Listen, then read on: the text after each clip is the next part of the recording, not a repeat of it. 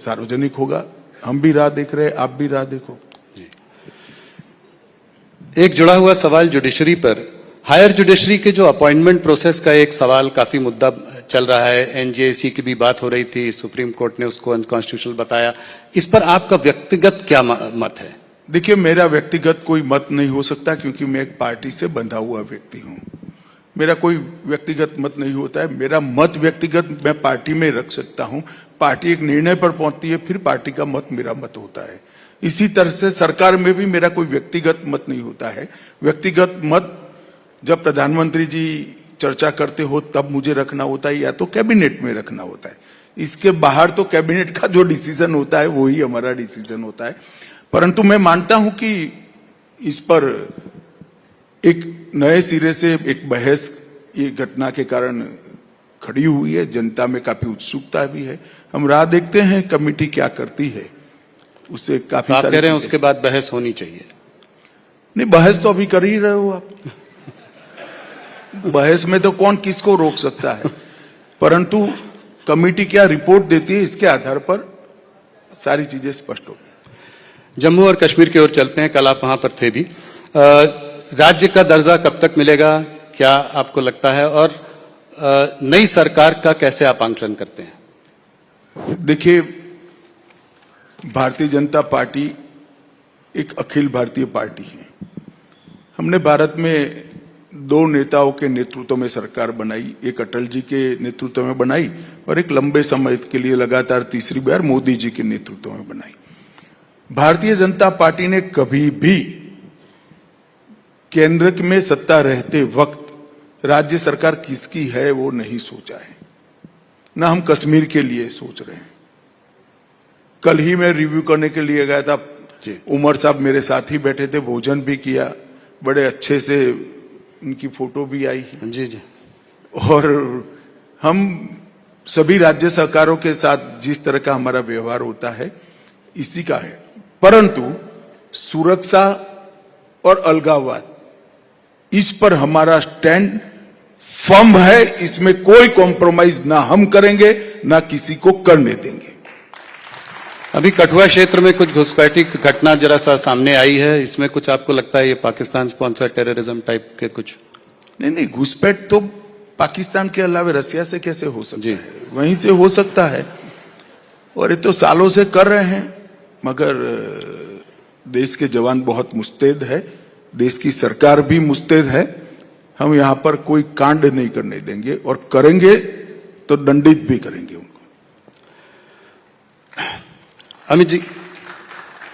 अमित जी थोड़ा illegal migration की ओर चलते हैं। ये मुद्दा जो है आपने भी कई बार उठाया है, खासकर बांग्लादेश में जहां तख्ता पलट होने के बाद सर ये बढ़ा है, तो इस पर क्या कदम उठाएंगे कि ऐसा ना हो? इसको हम कैसे टैकल करेंगे?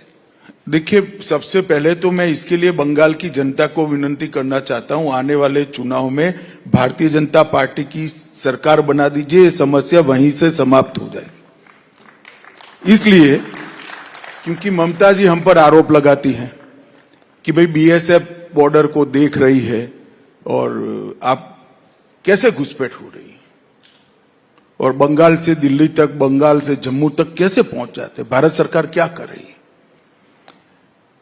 पूरे देश को मालूम है कि बॉर्डर पर फेंसिंग करने के बाद भी लगभग 250 किलोमीटर बॉर्डर ऐसी है जहां फेंसिंग हो ही नहीं सकती।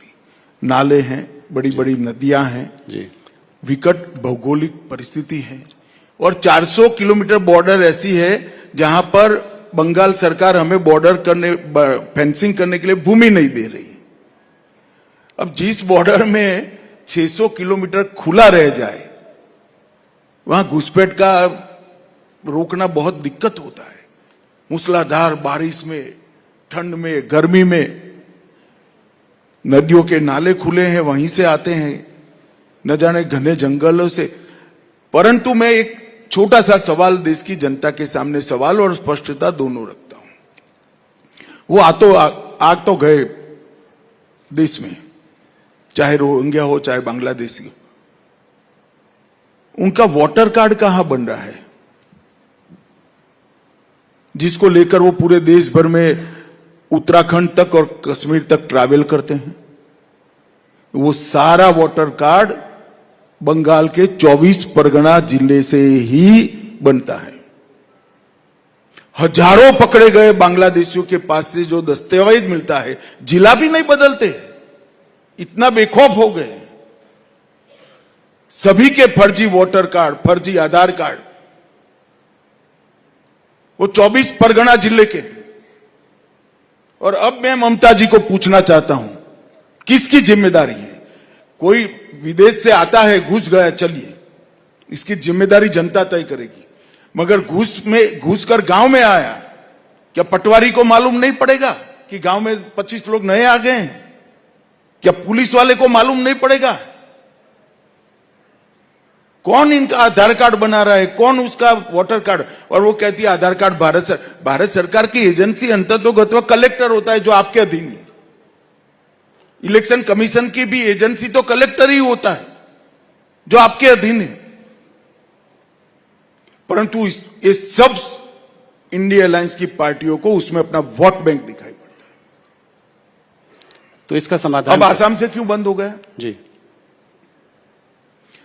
देखो भाई, समाधान तो हम जरूर ढूंढेंगे, मगर मैं तो इस मंच का उपयोग कर कर बंगाल की जनता को कहता हूं, इसका एक सरल समाधान है। इस बार कमल फूल की सरकार बना दीजिए, अपने आप समाधान आ जाएगा।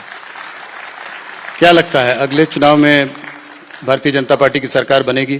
पिछली बार भी बहुत वो था, पर आप लोग सरकार नहीं बना पाए, और लोकसभा के चुनाव में भी धक्का लगा है आपको वहां। देखो भाई, ऐसा है, हमारे 4 मेंबर थे। मैं मीडिया का रुख, जिसमें आप भी आ जाते हो, वो समझाता हूं। हमारे 4 मेंबर थे, 4 से 77 हुए, हमें झटका लगा। जिस कांग्रेस पार्टी ने 23, सुनो ना यार, जिस कांग्रेस पार्टी ने 27 साल राज करा, ये 0 हो गए, उनको झटका नहीं लगा है। जिस कम्युनिस्ट पार्टी ने 27 साल राज करा, वो भी 0 हो गए, झटका नहीं लगा है। भाई 4 से हम 77 पहुंचे एक चुनाव में, तो 77 से कितना होता है, जरा गुणाकार करो। सरकार बनती है, और कई सरकार हमने बनाई है। नहीं, 77 तो बहुत बड़ी आपकी वो थी, बहुत अच्छा प्रदर्शन रहा था। मैं ये कह रहा था कि अगला चुनाव को अगर देखें तो इस बार के लोकसभा चुनाव में ज्यादा अपेक्षा थी, कम सीटें आई। स्वाभाविक रूप से कम हुई है, मगर हमने इसके बाद में काफी हमारे संगठन का विस्तार भी किया है, सदस्यता भी की है, ड्राई एरिया में भी सदस्यता करी है, हमारे फुल टाइमर भी निकले हैं, और हम इसको अच्छे से देख रहे हैं। बंगाल केवल भारतीय जनता पार्टी के लिए जितना जरूरी नहीं है, भारतीय जनता पार्टी के लिए जितना तो जरूरी ही है, परंतु बंगाल देश के लिए भी भाजपा या तो कोई भी राष्ट्रवादी दल जीते, ये बहुत जरूरी है। इसलिए हम बंगाल के पीछे। अभी 25,000 जो अनलमेंट हुआ है, सुप्रीम कोर्ट का डिसीजन, उसके खिलाफ भी ममता जी खड़ी हैं, कह रही हैं कि किसी की नौकरी नहीं जाएगी, मैं देखती हूं कौन क्या करता है। चलिए, अब वो तो कुछ भी कह सकते हैं, मैं ऐसा नहीं बोल सकता कि सुप्रीम कोर्ट के फैसले को मैं नहीं मानूंगा, वरना आप लोग मेरे थोड़े से जो बाल बचे हैं वो भी नोच लोगे भैया। मोहम्मद यूनुस जी का कहना है कि बांग्लादेश के ही संदर्भ में एक सवाल और, कि जो वहां के इंटरिम लीडर हैं कि नॉर्थ ईस्ट स्टेट जो है वो लैंडलॉक्ड स्टेट्स हैं, और चाइना को जो है जो भी कुछ करना है वो बांग्लादेश के थ्रू जो है वो मार्केट एक्सेस है, चारों तरफ सी का वो है। इसको आप कैसे देखते हैं, इनके स्टेटमेंट को कैसे देखते हैं? देखिए, मैं इतना ही कहना चाहता हूं कि नरेंद्र मोदी की सरकार है, भारत की 1 इंच जमीन पर हम किसी को आंख नहीं डालने देंगे, एंट्री का तो सवाल ही नहीं।